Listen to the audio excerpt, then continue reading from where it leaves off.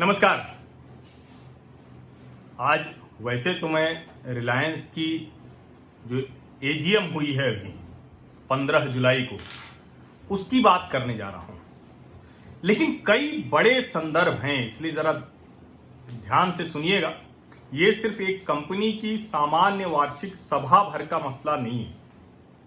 ये किसी कंपनी की विस्तार योजनाओं भर की बात मैं नहीं करने जा रहा हूं। ये भारत की दृष्टि में आए जो दोष की बात है, जो दृष्टि दोष है, जो हमारा दृष्टिकोण गड़बड़ हो गया, उसकी मैं बात करने जा रहा हूं। और वो बात यह है कि क्या हम भारतीयों ने किसी भी एक कहें कि उस गुलामी के दौर में या किसी भी एक कालखंड में जो एक कंपनी ने हमारे साथ किया, वो कंपनी थी ईस्ट इंडिया कंपनी। और उस ईस्ट इंडिया कंपनी के जो कहें कि उन्होंने हमें गुलाम बनाया, जो एक महारानी का पूरा शासन भारत में कर दिया, उसकी वजह से।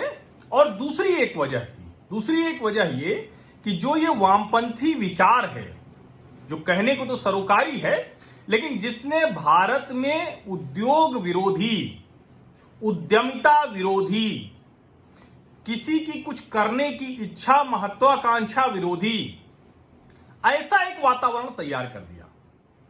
और वही वजह रही कि जिस हम लोग बार बार कहते हैं कि उत्तर प्रदेश और बिहार क्यों इतने पिछड़े हैं, तो उत्तर प्रदेश और बिहार में नेता तो हर कोई बनना चाहता है, लेकिन कारोबार कोई नहीं करना चाहता। वो कारोबार की भी बात करेगा तो पीडब्ल्यूडी और सिंचाई विभाग की ठेकेदारी की बात करता है। उद्यमिता, एंटरप्रेन्योरशिप, उद्योग, कारोबार, इसकी बात कोई नहीं करना चाहता है।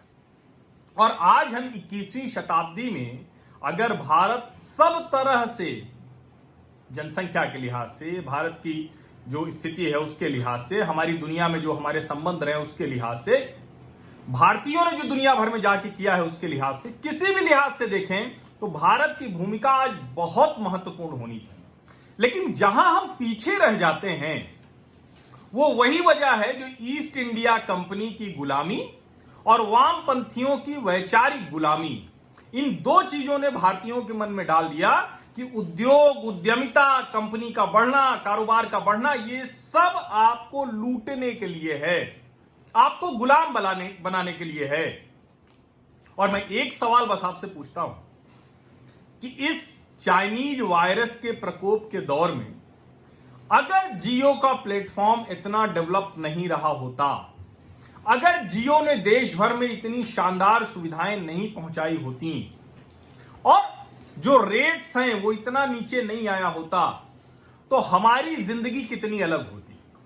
और मैं एक और बात बताऊं कि आज आप इसे बहुत, जिसको कहते हैं कि भारत की दोनों जो बड़ी कंपनियां हो रही हैं वो जियो और एयरटेल ही हैं। और मैं इसे बहुत, इसको संदर्भ के साथ देखें तो लोकल फॉर वोकल नहीं, vocal for local, local for vocal कह रहा हूं, वोकल फॉर लोकल, इसका सबसे बड़ा उदाहरण यही है कि आप अपनी कंपनियों को बड़ा कीजिए।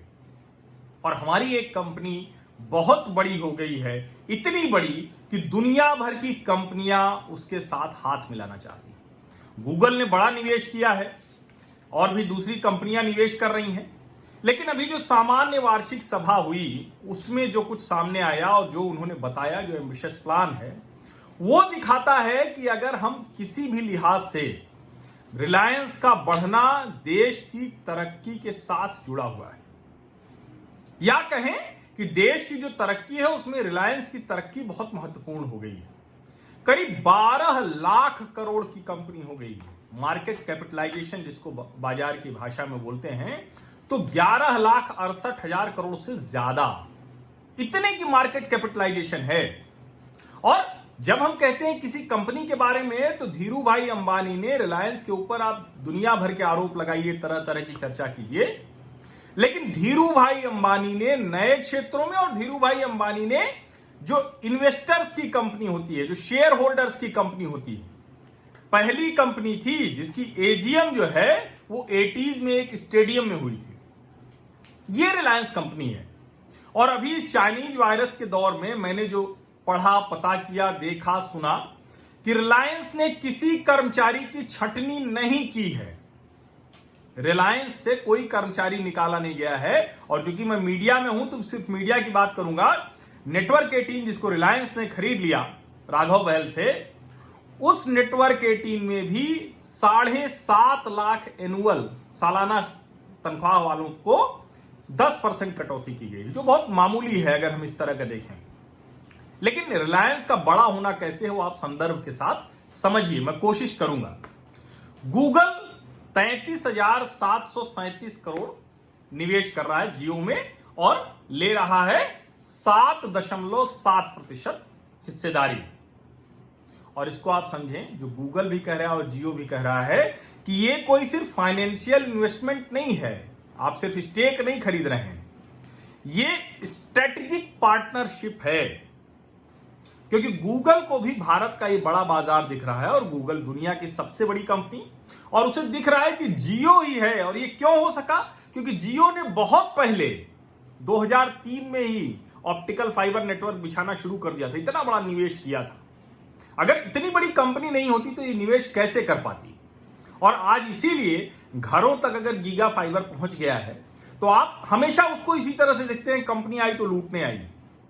भाई कितने लंबे समय तक देश के लोगों को फ्री दिया और उसके बाद भी अभी सबसे सस्ती दरों पे है। हम लगभग सारे नेटवर्क इस्तेमाल कर रहे हैं, इसलिए मैं बता सकता हूं, वोडाफोन, एयरटेल, जियो, ये तीनों तो इस्तेमाल कर ही रहा हूं। और जो गूगल का निवेश है, गूगल के निवेश के बारे में मैंने आपको बताया था कि वो क्या क्या सोच रहे हैं, और वो सब कुछ वाया जियो होगा, उसमें जियो की बड़ी भूमिका होगी।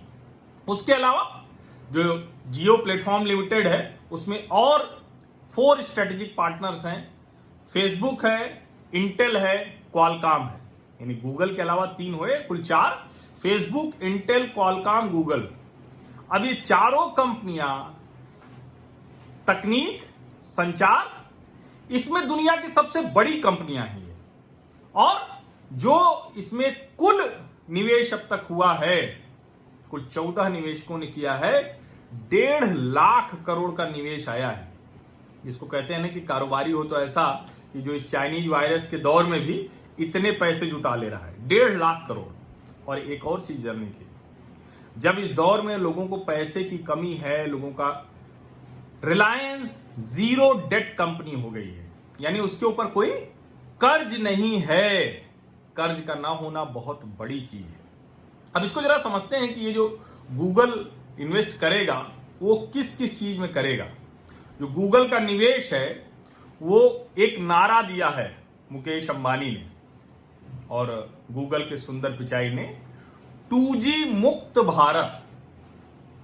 और ये राजनीतिक नारा नहीं है, बहुत अच्छा नारा है। कई बार लोग मजाक करते हैं कि आप 4G की पैसे ले रहे हैं और देते 2G की सेवा है, लेकिन धीरे धीरे पूरी तरह से 2G को खत्म कर देना और 4G पर चले जाना, यह है रिलायंस का एम्बिशियस महत्वाकांक्षी प्लान। और इस योजना में क्या होगा, खुद रिलायंस 4G 5G तकनीक को करने वाला, उसको सपोर्ट करने वाला स्मार्टफोन तैयार कर रही है। और वो कोशिश होगी कि उसको जो भी 2G तकनीक वाले लोग हैं, जो फीचर फोन वाले हैं, उन सबको स्मार्टफोन पे शिफ्ट किया जा सके। और इसके लिए वो कर क्या रहे हैं, ऑपरेटिंग सिस्टम भी तैयार करेंगे। जो लिखा हुआ है वो मैं पढ़ के सुना देता हूं। To power such a value engineered smartphone we also need an equally value engineered smartphone operating system, OS, जिसकी मैं बात मैंने जब हुआई की बात की थी तब भी की थी। और देखिए यहां आप समझिए, दुनिया के वही देश बड़े हुए किसी भी कालखंड में, खास करके इस आधुनिक व्यवस्था में, जहां की कंपनियां बड़ी हुई। अगर होंडा टोयोटा बड़ी हुई तभी ना हमने कंपनियों के बारे में जाना, तभी हमने देश को देखा।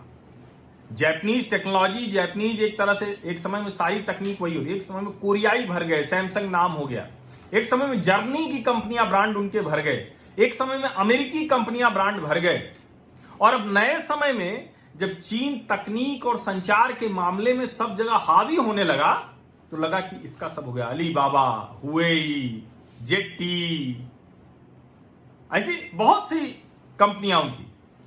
इसीलिए भारत की जब हम बात करते हैं, और ये कितना इंटर रिलेटेड है मैं आपको बताता हूं। जिस दौर में जिस देश की कंपनियां बड़ी हुई, उस दौर में उस देश के विश्वविद्यालय, वहां की फंडिंग, वहां की रिसर्च, वहां की चेयर्स, वो सब उसी के साथ जुड़े जुड़े बड़े होते गए, बेहतर होते गए।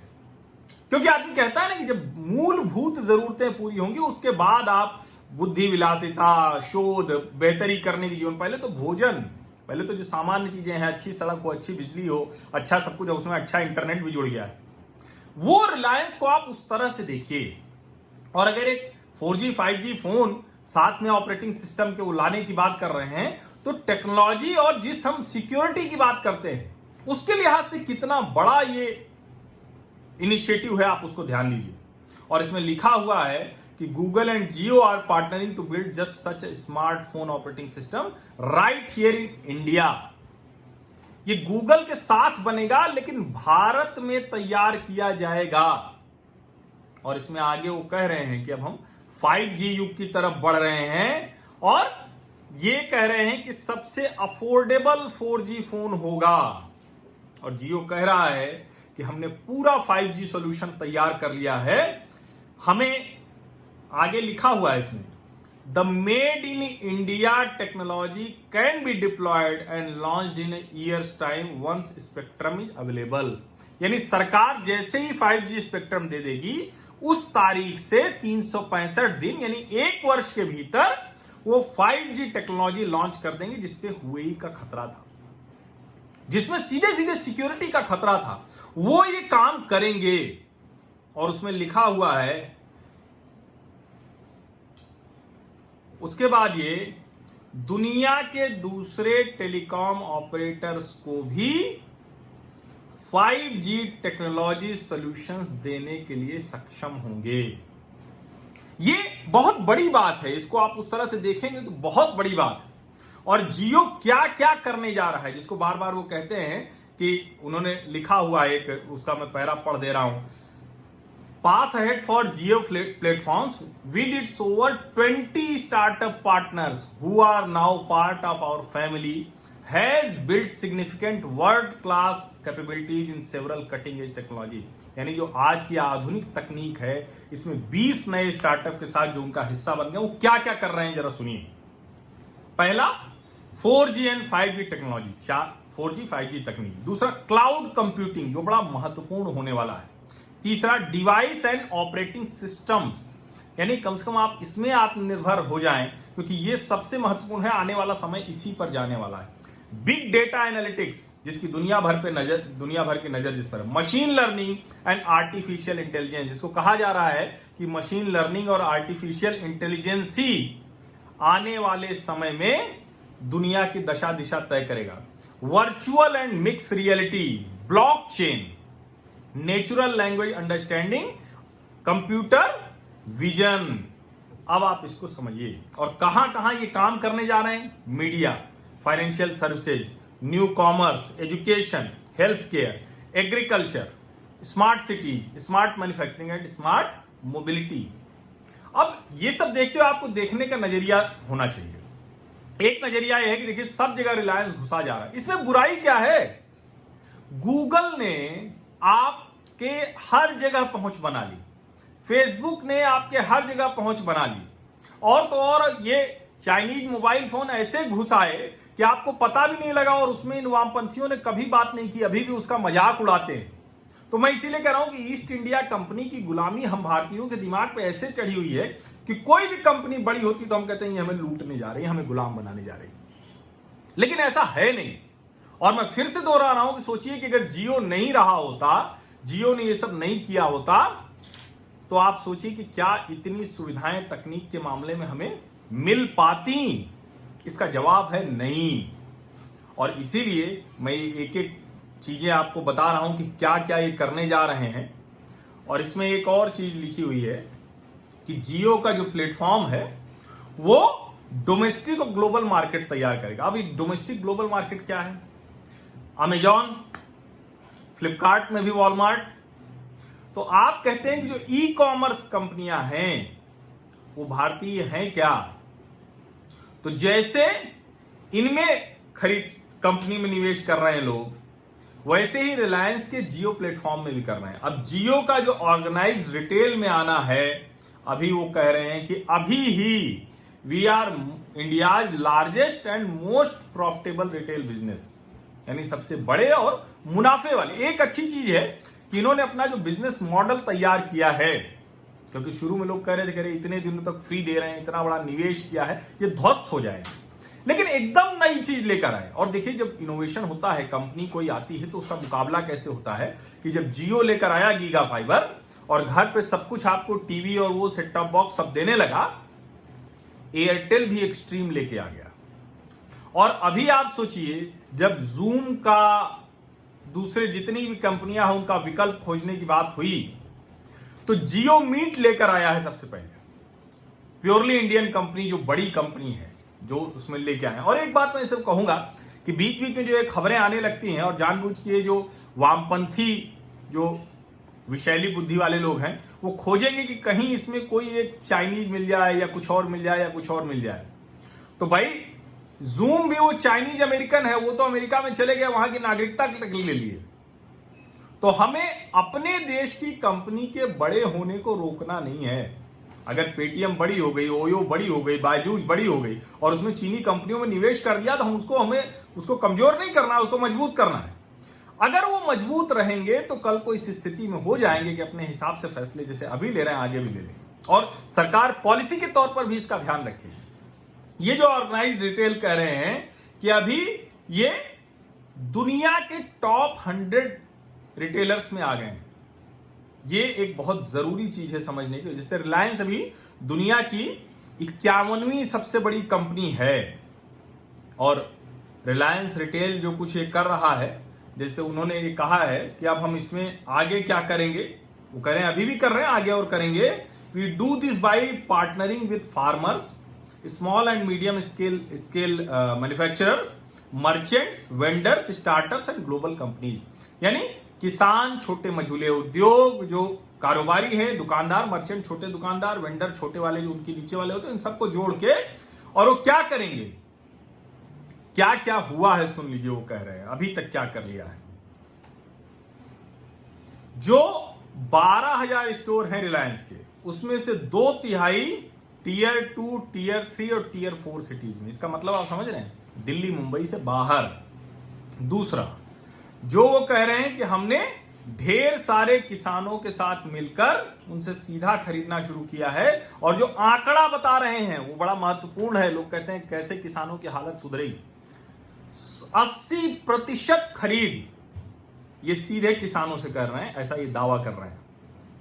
और ये कह रहे हैं कि हम देश के किसी भी ऑर्गेनाइज्ड रिटेलर से ज्यादा फल और सब्जी बेच रहे हैं। इसके आगे वो बताते हैं कि अभी देश भर में लाखों लोगों को रोजगार इन्होंने दिया इस रिटेल सेक्टर में, और वो कह रहे हैं कि हमारा ग्रोथ मॉडल क्या है। Our growth model is based on partnership with small merchants and shopkeepers. ये है रिलायंस रिटेल। गूगल मैंने बताया, रिलायंस रिटेल मैंने बताया। अब बात कर लेते हैं कि ये फेसबुक और जियो का क्या होगा।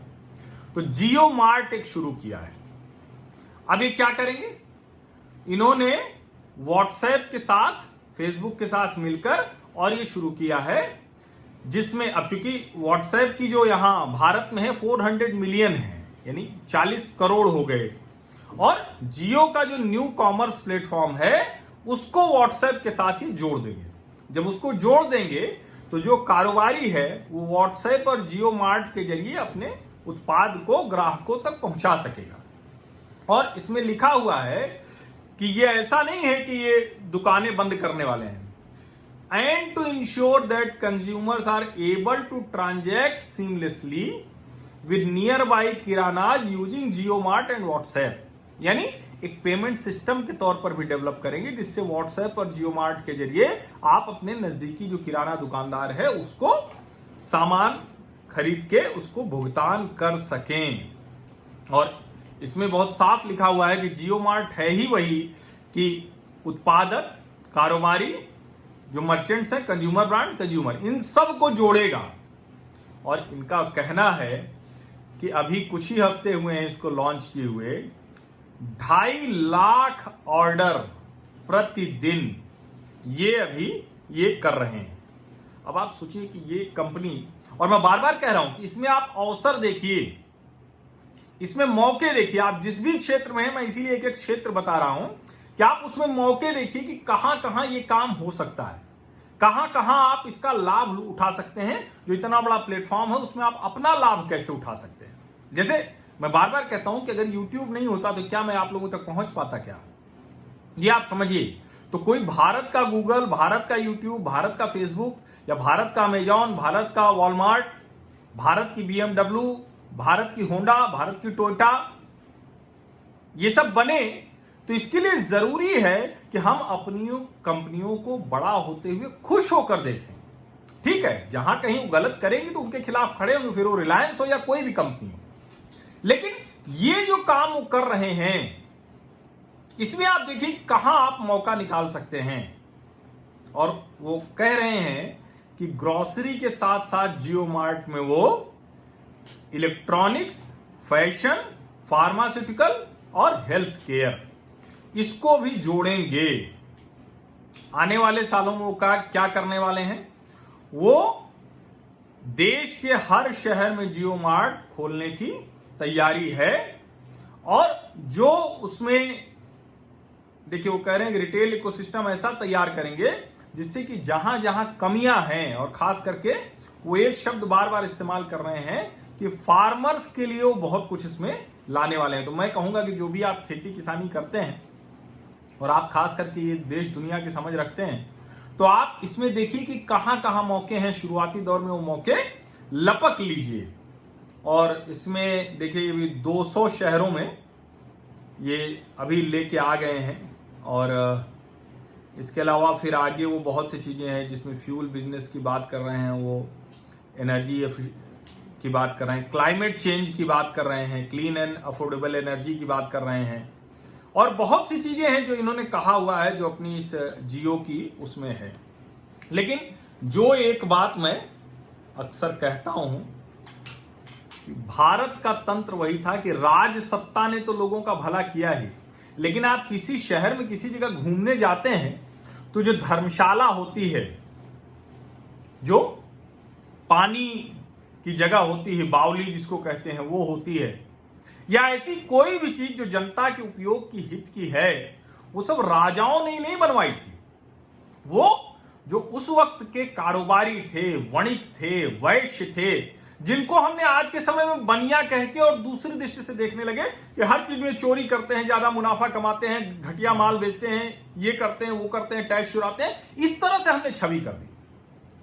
लेकिन सच बात यह है कि भारतवर्ष की व्यवस्था में जो हिंदुस्तान की मूल व्यवस्था थी उसमें राजा का काम शासन करना था। और कोई भी जिसको हम जाति पहचान से हमने जोड़ दिया, भारत में जातियों ने बेड़ा गर्क कर दिया, तो ये भी एक कोशिश करनी है कि धीरे धीरे इस जाति पहचान से कैसे हम ऊपर उठें। जो वैश्य थे वो कारोबार करते थे, मुनाफा कमाते थे और उसका एक बड़ा हिस्सा समाज में लगाते थे। आज जिसे हम CSR कह के सरकार कह रही कि 2% डालो अपने मुनाफे का, जबरदस्ती आफत कर रही। और आप सोचिए कि भारत में ये जो N95 मास्क बनने लगे तो 1 लाख मास्क प्रतिदिन रिलायंस बनाता है, जिसको आप देखते हैं कि भारत की क्षमता इतनी बड़ी हो गई। और नीता अंबानी जब बोल रही थी, क्योंकि वो रिलायंस फाउंडेशन की चेयरपर्सन है और वो उन्होंने नारा दिया है नए इंडिया का नया जोश, तो जो उन्होंने कहा कि अभी जो पिछले 1 दशक में वो 3 करोड़ 60 लाख लोगों तक पहुंचे हैं, ट्रांसफार्मिंग लाइव्स उनकी कैंपेन है उसके तहत। और वो कह रही हैं कि जिस दिन भी ये वैक्सीन मिलेगी उस दिन हम अपने इसके जरिए उसको लोगों तक पहुंचाएंगे। और एक जो बहुत जरूरी है, जो अन्न सेवा मिशन, वो कह रहे हैं कि ये लार्जेस्ट मील डिस्ट्रीब्यूशन प्रोग्राम है। ये सिर्फ भारत की बात नहीं कर रही है, दुनिया में सबसे बड़ा भोजन के वितरण का कार्यक्रम है। और ये कितना बड़ा है? 5 करोड़ लोगों को, जिसमें डेली वेज अर्नर हैं, फ्रंटलाइन वर्कर हैं, बहुत से लोग हैं, 5 करोड़ लोगों को भोजन उपलब्ध करा रही हैं। और इसीलिए मैं कह रहा हूं कि जब आप किसी भी कंपनी को देखते हैं और सिर्फ इस लिहाज से देखने लगते हैं, जैसे कोरोना काल में 100 बिस्तरों का एक एक्सक्लूसिव वार्ड तैयार किया मुंबई में, तो ये काम भी रिलायंस ने किया ना। तो इसलिए इसको हमें इस तरह से देखना चाहिए कि अगर हमारे देश की कंपनी बड़ी हो रही है तो कैसे वो हमारे देश के हित में वो काम कर रही है, ये एक बहुत जरूरी है। मैंने इसीलिए कहा कि ये पूरा आपको मैं बताऊं कि क्या कुछ है जो ये रिलायंस की एजीएम में हुआ, वो क्या करने जा रहे हैं। और मेरा इस बताने का मतलब दो है। एक तो ये कि कंपनियों को आप गलत नजरिए से देखना बंद कर दीजिए, सबसे जरूरी बात है। दूसरा, कंपनियां जो कुछ करने जा रही हैं उससे आप कैसे लाभ ले सकते हैं, उसको आप कैसे बेहतर तरीके से इस्तेमाल कर सकते हैं, वो आपको देखना है। अगर आप बेहतर तरीके से इस्तेमाल कर ले जाएंगे तो निश्चित तौर पर आने वाले समय में जो कंपनी बड़ी होगी तो उसका लाभ आपको भी मिलेगा। तो मुझे लगता है कि जो, और चूंकि आप लोग लगातार कई लोग कह रहे थे, तो मैं अब अपनी बात खत्म करता हूं। लेकिन बात खत्म करने से पहले एक शानदार भारतीय और दुनिया की सबसे बड़ी टेक्नोलॉजी की कंपनी अल्फाबेट के सीईओ, जो गूगल और अल्फाबेट दोनों के सीईओ हैं, सुंदर पिचाई भारतीय हैं, उन्होंने जो रिलायंस इंडस्ट्रीज की एजीएम में बोला, उसी को मैं कहते हुए अपनी बात खत्म करता हूं। Thanks to the entire team at Reliance industries for all the work you do to give millions of Indians the power to shape their destiny through technology. यानी मैं सभी रिलायंस के कर्मचारियों का शुक्रिया अदा करता हूं, धन्यवाद करता हूं, आभार करता हूं, जिन्होंने करोड़ों भारतीयों के जीवन की बेहतरी तकनीक के जरिए करने में मदद की। Getting technology into the hands of more people is a big part of Google's mission to organize the world's information and make it universally accessible and useful। यानी गूगल का ये लक्ष्य है कि दुनिया के हर किसी को आसानी से तकनीक, सुविधा, सूचना ये सब मिले। Through this partnership with Jio platforms, we see the chance to have an even greater impact than either company could have alone। यानी गूगल अकेले जो कर पाता, अब जियो प्लेटफॉर्म की मदद से हम उससे बहुत ज्यादा कर पाएंगे। जाहिर है वो भारत के संदर्भ में कह रहे हैं। Our investment of $4.5 billion in Jio is the first and the biggest investment we will make through our India digitisation fund, जो 75,000 करोड़ अगले 5 से 7 सालों में गूगल भारत में करने जा रहा है, उसका सबसे बड़ा हिस्सा इसी में गया है जो जियो के साथ। तो ये रिलायंस की एजीएम पर बात करने का जो मेरा मकसद था वो यही था कि ईस्ट इंडिया कंपनी को अपने दिमाग से निकाल दीजिए। वामपंथियों का हर कंपनी को, हर उद्योग को गाली जो देते हैं उसको बंद कर दिए। उन्होंने सारे देश के उद्योग बंद करा दिए, मजदूर हित करते हुए।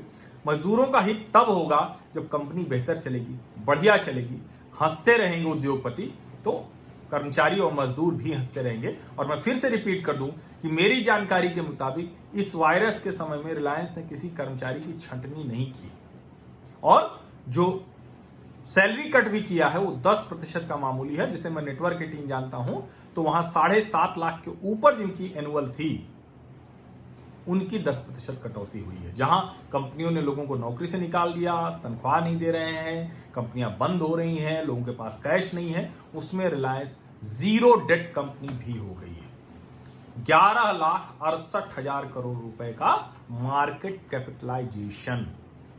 ये ध्यान से समझिए, भारत सरकार ने कुल जो मदद की बात की है सारे जरिए से अलग अलग मिला के वो 20-21 लाख करोड़ का है। 12 लाख करोड़ की कंपनी के लिए रिलायंस है, जिसमें लाखों कर्मचारी हैं, और जो इस समय अगर जियो नहीं होता तो सोचिए हमारी जिंदगी में बहुत कुछ ना होता आसान। और उसी की वजह से एयरटेल भी मुकाबले में खड़ा है। और मैं तो कह रहा हूं कि अपने देश की कंपनियों को आगे बढ़ाइए, देश आगे खुद ब खुद बढ़ता चला जाएगा। इसका मतलब ये नहीं कि उनकी गलतियों पर नजर नहीं रखेंगे, उस पर नजर रखेंगे और पूरी मजबूती से उस पर भी बात करेंगे।